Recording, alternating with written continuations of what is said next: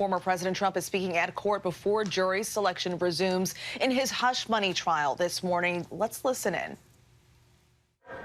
Mr. Trump, are you glad you at least have a jury? Mr. Trump, do you think this trial will cost you the White House? You think you violated the gag order, sir? Thank you very much. This is a trial that should have never been brought. It's a trial that is being looked upon, looked at all over the world. They're looking at it and analyzing it. Every legal pundit, every legal scholar said this trial is a disgrace. We have a Trump-hating judge. We have a judge who shouldn't be on this case. He's totally conflicted. But this is a trial that should never happen. It should have been thrown out a long time ago. If you look at Jonathan Karl, Andy McCarthy, all great legal scholars, there's not one that we've been able to find that said this should be a trial. I was paying a lawyer and marked it down as a legal expense. Some accountant, I didn't know, marked it down as a legal expense. That's exactly what it was. And you get indicted over that? I should be right now in Pennsylvania, in Florida, in many other states, North Carolina, Georgia, campaigning. This is all coming from the Biden White House because the guy can't put two sentences together. He can't campaign. They're using this in order to try and win an election, and it's not working that way. It's working the opposite way. So check that out. Legal expense. It's called legal expense. That's what you're supposed to call it. Mr. Trump, you get indicted on that. Nobody's ever seen it. Nobody has ever seen anything like it. So thank you very much for coming. I'm now going to sit down for many hours. I am now going to sit down. The voters understand it. All you have to do is look at the polls. This is a sham trial, and the judge should recuse himself because he's totally conflicted. Thank you very much. Former President Trump there speaking to reporters at the courthouse here in Lower Manhattan, saying this case should have never been brought.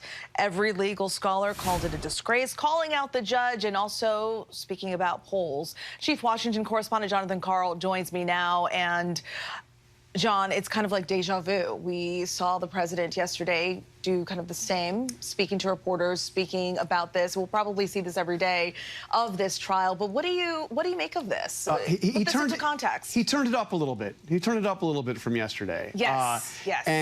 And by the way, can we do just a quick fact check? He said every legal scholar, every legal pundit says this trial is a disgrace that should never have been brought. And then he named two individuals, both conservative, pro-Trump legal analysts who regularly appear on Fox News. So it's not true that every legal scholar, I mean, you know, this is going to be standard. He's going to say stuff like this over and over again. But what I saw there was Trump, who looked defeated and almost exhausted yesterday when he came out of the courtroom, clearly irritated and clearly angry. Here, it was more leading in with the anger. He is lashing out. This is just the beginning of day two.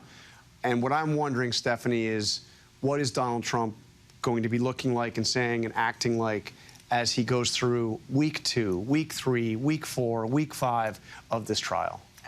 Absolutely. It's going to take quite some time, and we will likely see him every single day with breaks on Wednesdays, right? They're not going to have court on Wednesdays. Monday, Tuesday, Thursday, Friday, 4 days a week. The Trump team may try to challenge Friday, particularly if there's an issue with Orthodox Jews who want to have Friday. So we'll see. But right now, the schedule is Monday, Tuesday, Thursday, Friday, 4 days a week until this trial is over. I want to bring in ABC News legal contributor Brian Buckmire on this.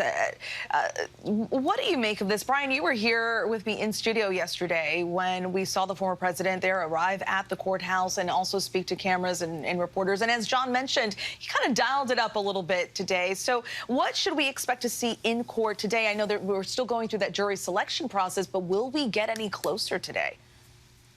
Well, first, I'm a little confused because I don't know if I'm a legal pundit or not. I guess Donald Trump doesn't count me as one because I haven't said the words that he said.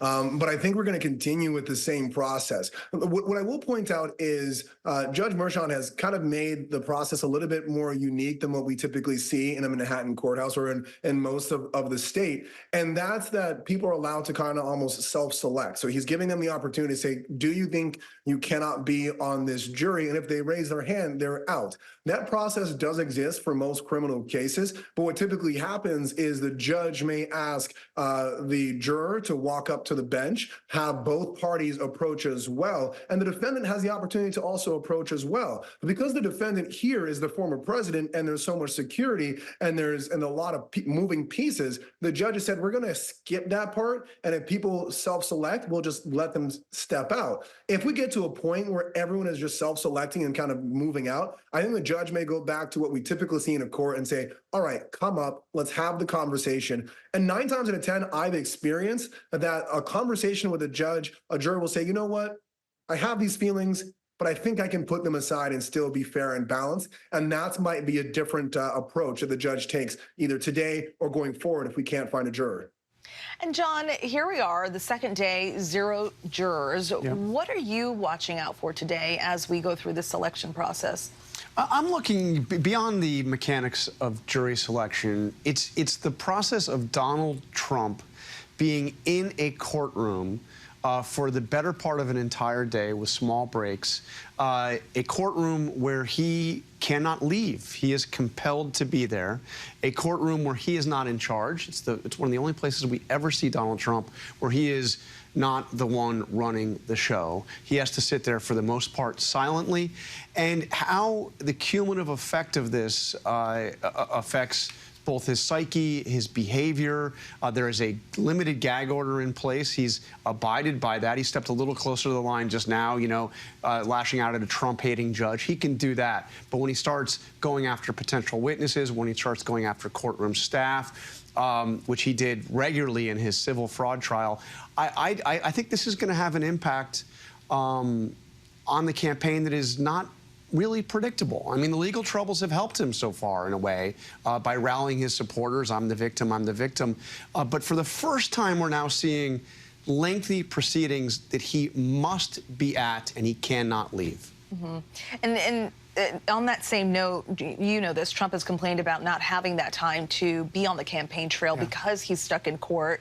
But at the same time, haven't these court appearances kind of worked as a campaign rally, where that's the tone we're getting every time that we see him kind of approach the cameras? So how could this impact the election? I mean, we've seen a blurring of the courtroom and the campaign trail now for months. And he has used appearances in courtrooms to come out and to drive his campaign message. And in fact, you know, the Donald Trump of 2024, and you remember, he launched his campaign, you know, over a year ago, almost a year and a half ago, has spent very little time actually on the campaign trail. I mean, there are months where he is spending, even without being compelled to, where he has spent more time in court. So I think you're going to continue to see that. But we should also, when we hear him complain that he can't get out on the campaign trail, be aware that he's actually not spending a lot of time, even when he was able to, out on the campaign trail. The courtroom is for Donald Trump, the campaign trail. Right, and that time not on the trail isn't affecting him. His supporters are still there, kind of backing him up. And as you said, this is his time, and we will likely see him kind of approach cameras as we run through this selection process this week and possibly into next week. John, thank you so much. Brian Buckmire, thanks to you as well. We will be following this story all day long and bringing the latest right here on ABC News Live.